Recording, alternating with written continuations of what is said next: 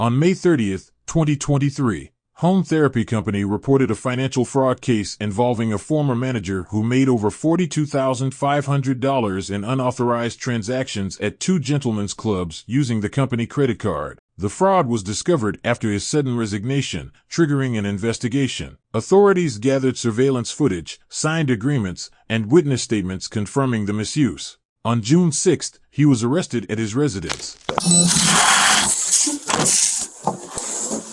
So you do. Okay. I'm glad you are honest and upfront. Obviously, I want to hear your side because obviously I think there's some personal stuff going on according to, but before we get into that, I just want to just confirm you are who you are. So first name is John or Johnny? John. John. Okay, so obviously you know that this is a criminal investigation. Before I speak to you about the investigation, because I do want to hear your side of it. I have to read your rights. Have you ever been read your rights before? All right, cool. I am going to read you your rights. I'm required to warn you before you make any statement that you have the following constitutional rights. One, you have the right to remain silent, not answer any questions. Any statement you make must be freely and voluntarily given. You have the right to the presence or representation of a lawyer of your choice before you make any statement and during any questioning. All right, so I'm just going to have you sign this. This is not an admission of guilt at all. It's just understanding what I just read you. Any questions? No. Good. Dude, I'm going to be completely honest with you. As a man, you are a year older than me. When I saw this case, I'm like, there is absolutely no way, no fucking how that somebody can spend $42,000 at a strip club. And I looked at it twice. I'm like, there's no way. Until, obviously, we went there and saw. I still think it's like hard to believe. Although, I give you props, I'm not gonna lie. Because that is hard to do, what you did. Besides that, all joking aside with that, I was told a lot of good things about you. That you had a very important job. That you made decent money or above average money. And you are an important piece of this team. With that being said, I don't know if it's the truth, if it's a lie, if it's whatever. That's why I want to get down to the bottom of it so that I can give answers to the people I need to give answers to, because obviously you're in a situation, but if I don't know the answers, I can't help or I can't give these people answers. So just explain to me what's going on. Don't worry about the strip club part of it right now. Just the backstory, the back end, the first part of it. Just like what got you like to where you were, or personal stuff. I mean, just personal stuff like mentally.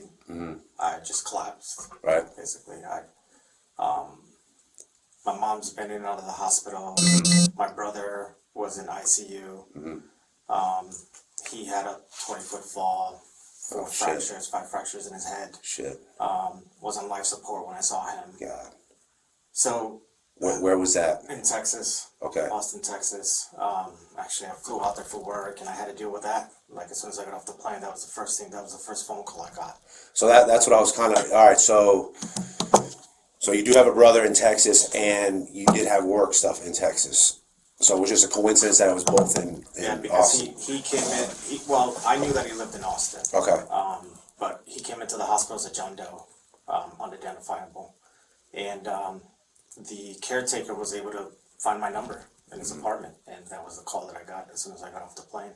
Oh wow! So I had to rush to the hospital with that, and it's just. Do you remember what hospital that was? Is he doing okay now? Yeah, he's in rehab. They're just trying to get him cognitively better. Right. They're providing speech, physical therapy. He's improving. So. Yeah. What day was that? You remember? Not off the top of my head. April sometime? That sound right? Had to be, yeah. All right. So you go there, he's in the hospital, you deal with him, you're supposed to do some work stuff, and what happens with the work stuff? I didn't get to it. Just couldn't. And you were in contact with who? Dan Haggerty. Okay.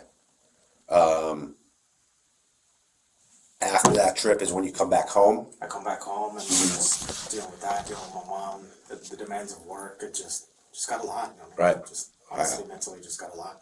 I was having you know, in our role, the therapists are a commodity, right? So we had a lot of therapists that resigned, a lot of therapists that were threatening to resign if I didn't call them back in like 5 minutes. It was just, I just couldn't do it anymore. Right. I just couldn't, mentally I couldn't. I was coming home, I was disconnecting from my kids, disconnecting from my wife, barely talking to them. I had no, you know, I was an avid gym goer, wasn't doing that. I just, mentally I wasn't there. Was it for this, like, 2-week, month time frame, or was it prior to that as well? It was just, I mean, it was a lot prior, but then just, everything just kind of piled on, man. It was just back to back to back, and I just... What was prior, if you don't mind me asking? My mom fractured her hip. I had to fly out to Colombia. Just ongoing health issues with my mom. Even though my brother is there, like he's not there to support my mom. Like, So you have a brother in Colombia? Oh no, it's the guy. It's the same my one in brother, Texas. yeah. Okay. So he's been kind of off the radar, right? So it's just, it falls on me. You know, just everything falls on me when it comes to my mom. And yeah, I just, again, the demand of work, just a lot. You know, and I stuck around because of that, because of the financials. You know, I have debt. I have, you know, I support my mom financially. My family. Yeah. So I just You got bills to pay. try to do the best I could. You know, I could. I tried to do the best I could, and Does your wife work? she does. Okay. She does. But yeah, I mean, just didn't cope. You know. I get it. You know, and trust me, I'm not here to ruin your life. It's just my job to obviously investigate what happened, and I'm like, there's no way, no how that this is like possible. You know, obviously we both and my other partner did a pretty thorough investigation, and it is possible. With that being said, May 18th is kind of like when all this started. You remember May 18th on what you did? Yeah, going to the strip club. Yeah. Oh, prior to that. Oh, I went out to dinner with, drinks with coworkers. That was like a trainee or... Yeah, we were doing a training project, and we had somebody fly down from Chicago, so we just took them out for some drinks. Right. So after that was at Matthews? Yes. So after that, Is when I went to the like that, was it like planned? Was it just like spur of the moment? Did you It was just... again, just by myself and my thoughts. You know, I thought I could just walk in there and walk out, basically, and it just spiraled out of control. So what time? You remember what time you guys left Matthews? Because it's not like a late night place, right? No, I think we for like 7:30. Right. And then you went to Scores at what time? Probably got there like around 8:30 Oh, so- by yourself? by myself. Yeah. So 8:30. So from between 8:30 and I want to say 1:30, did you use your own money, or was it all No, on the company card? No, I did use my own money. I did use my own money. That's why I just, honestly, I don't know when I pulled out the company card, to be honest. I don't. I can tell you. Yeah. All that stuff happened around 1:30 a.m. So if you use your own stuff, your own money was from probably 8:30 when you got there until midnight, 12:30, and then like from 1:30 on is all on the company card. With that being said, I'm just going to be completely honest with you, and I know you're being honest with us because so far we haven't hit a hiccup yet, and everything's been pretty much on point. You know that at Scores, every time that you sign your name on that credit card, you had to put your thumbprint, you had to sign your name, they had to write your credit card number on there. It's on video, audio, video.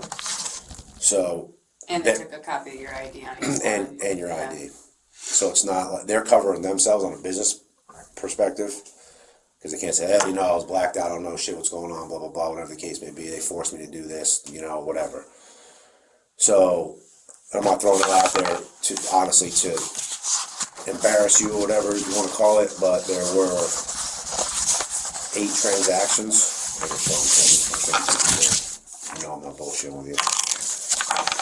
It's 1, 2, 3, 4,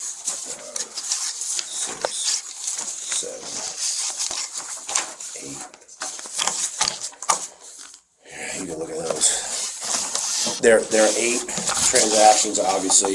It's all your, I know it's small, but it's your ID, your thumbprints on there, your signature, and it goes from like 1:30 all the way until like almost 9 in the morning. So they actually like kept the place open for you because you were like high rolling, like doing your thing. Pretty impressive, actually. So that's all you, right? Your thumbprint, your ID, company's credit card. This is where I think it's like a little bit crazy. So you go home after that. Remember when the deputies knocking on your door? Yeah. Everything was good. You were like, obviously had a long night, and That wasn't right after. that wasn't right after that. No. They came to do a wall check, and I just explained the same thing. Right. Just kind of going through it with family and stuff like that. Said that people were concerned. The following afternoon, obviously, after you go home, when you wake up, you go back to the Rose. Remember that? Or no? Yeah. Well, I mean, It was a long night. it was. You went there in the afternoon, right? To the vendor, yeah. Yeah. So at the Rose, you spent, I think it's 7 and change, $794.20, and then at Scores, you spent $41,779.32. So when you went to the Rose, obviously you didn't spend nearly as much, but obviously they have a copy of the credit card and your signature, and there was one of the transactions I know was $240. Remember that? Or no? I mean, here and there, yeah. So I think you gave them the credit card and you got cash back. Remember that? But honestly, you gotta put the past in the past, and you can't change this, unfortunately. But to be honest with you, from our 3-day investigation, a lot of people said you're a good dude. Not gonna lie. Oh yeah, I know Johnny. I know him for a long time. John had a great job. He's making good money. Even people from the bars. Nothing against like adult entertainment, but they're like, dude, I've known him for 15 years. He's been coming here as a regular customer. He does his thing. I could care less about that. Honestly. I mean, you guys, everybody does whatever they want to do on their personal time. But I'm just saying, as a person, everybody was saying, hey, you're a good dude. You've been around for a while. He's never had an issue with him. Obviously, you can't spend $42K on a company credit card. Did you speak to anybody in the business regarding that? Last week, Wednesday. Last Wednesday. Wednesday? What did he say? He's basically said, we have a problem with the credit card. I explained the same thing. Just told him that I'll pay it back, whatever I can do. I'll take accountability for the card, and right. you can put me on a payment plan. Let's do that. Just like I said, I did black out. And again, no excuse. Right. I'm not gonna, can't sit here and blame everything on alcohol, right? Mm-hmm. And I told him that. I said, I don't remember pulling it out, and it just escalated from there. So I said, I apologize, and I told him, I apologize for the hardship that it's causing the job. Whatever I can do, I'll do. Right. And so then he was like, all right, well, let me speak to the lawyer. And he was like, are you willing to sign a payment plan? And I said, yeah, I'll sign a payment plan. And that was it. Well, that's cool. At least they're giving you the opportunity. You haven't heard from them after I that? haven't heard from them after that. Where is that card actually now? It's at the office. So you brought it back? Yeah, I took it back. When did you do that? It was the weekend prior to that Wednesday call. I just took it back because I still had stuff, like my stuff at the office. So I went and picked up my stuff and I left the card. Now, did they tell you you were fired, or did you go in and... I resigned. Okay. I just resigned. I mean, just figured, again, one wasn't so much the credit card, right? Because I didn't really capture or know how much it was. It was just more of like, I just told myself I can't do this anymore. Like just mentally, I can't perform the job duties and the functions that you guys need. Right. And then just because of the bender, you know, it's just like they're not going to want to keep me here anyway after what happened. So I resigned. That's I applaud you for that, honestly. Yeah. As long as you can face a lot of people can't face the reality of it. You know, you fucked up. Not gonna lie. And that's the thing, right? Like I fucked up. Right. There's nothing you can't hide. There's no like you said, I can't take it back. There's no cutting corners. You got to move forward. So the only way you move forward is obviously listen. And like you said, I don't know like too much about your past. Obviously, I didn't dig deep into that. I know you had some little issues back in the day. But when you are upfront and honest with a judge, a jury, people listening to what you're saying now, it's a lot better than you saying, dude, I don't know what the happened. I don't know anything about a card. I don't know. I didn't do shit. I blacked out. The alcohol did the talking. They forced me to do it. It's not my signature. It's not my thumbprint. Somebody stole my identity. You know, it's a lot better than you because now you're showing remorse that you made a mistake. You are human. You fucked up. And how do I fix this? Right? Although I still think it's pretty impressive. Not gonna lie. We were honestly Yeah. trying to figure out how. Yeah. How in one night, Yeah. the breakdown was the hardest part for us to understand. So, not to like get off topic too much, but obviously it is part of the investigation. So when you actually go to the back room, what is their protocol on what you needed to do? Like, hey, you know, I want it one girl for an hour. Like, what do you have to do? To be honest, I don't remember that conversation. It might not have been like that exact conversation. Yeah, I don't know. But all I know is like towards the latter. Yeah, I mean, I had like 2 girls in there.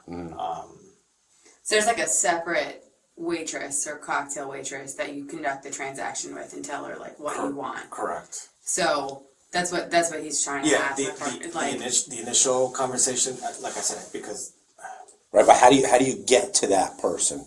Like, how do you get to her? like, are you with a girl out in the like main area and you're just like, hey, I want a private room, and then they bring you back? that's what I don't remember. I don't know if the girl that I was sitting with at the main floor, if she was like, hey, let's go get a room, and then she spoke to the waitress, and then Right. it all happened.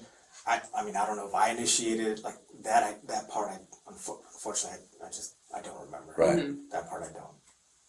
So I don't know how it started. So that once you go to the VIP lady or whatever it is that takes your thumbprint, ID, Right. credit card stuff, you sign like whatever contract it is that they have. And then you go into the room. And then you go into the room, you go do your thing. Hour later, you come back out and you say, hey, I want to do it again. Or they say, hey, you want to continue. You want to keep going, right? And then obviously they make you come back out every time and go through the same process again. Did you remember how long you were in there? Or you didn't? Or how many dances or anything like that? Just remember that it was time to go. So you remember it was one girl and then it was 2 girls, like towards the end. I assumed I started with 2 girls. Oh. I mean, Okay. yeah, I don't know. I don't know. And that's, again, the unfortunate part is that I just don't remember that. Like how you That 1 o'clock period. Right? got there, right?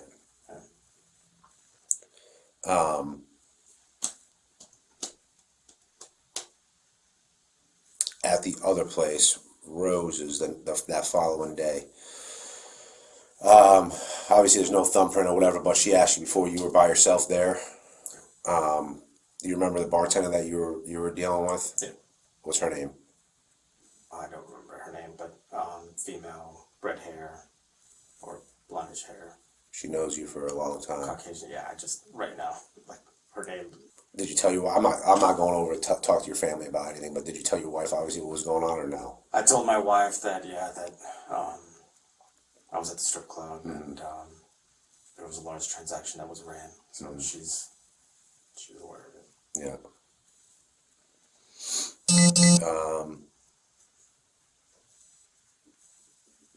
I think that's it on my end, to be honest with you.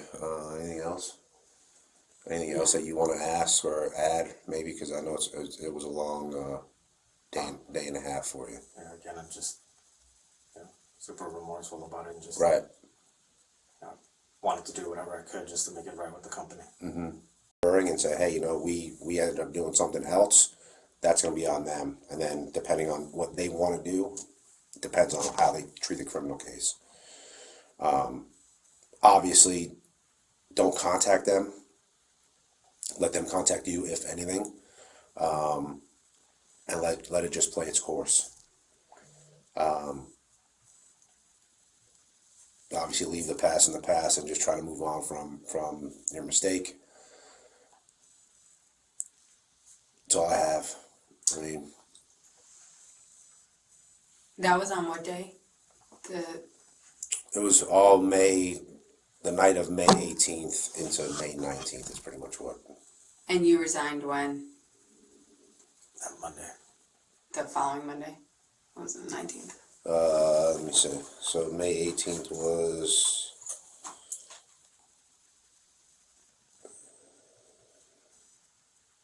Thursday. Okay. May 19th was Friday. So Monday the To kind of realize what happened. 22nd is when you resigned. Is that when you brought everything back to? No. No? When did you bring everything back? The week after. Okay. And who'd you give it to? I had a key to the office, so I just left it there. Yeah. I left my keys and stuff. Left the key. Alright. Yeah, I don't have anything else. Should do. I mean, after that. Anything else, John?